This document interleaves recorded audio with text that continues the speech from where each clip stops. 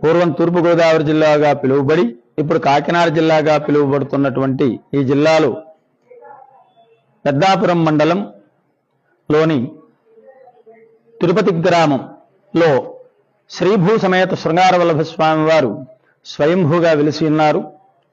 ఈ స్వామివారిలో అనేకమైనటువంటి వైశిష్యాలు విశేషాలు ఇమిడి ఉండి భక్తులందరినీ కూడా చక్కగా అనుగ్రహిస్తూ ఉన్నారు.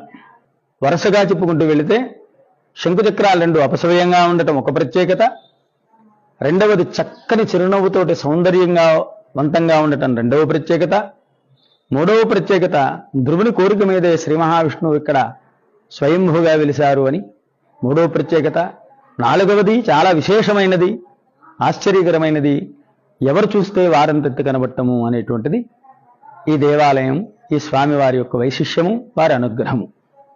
కాబట్టి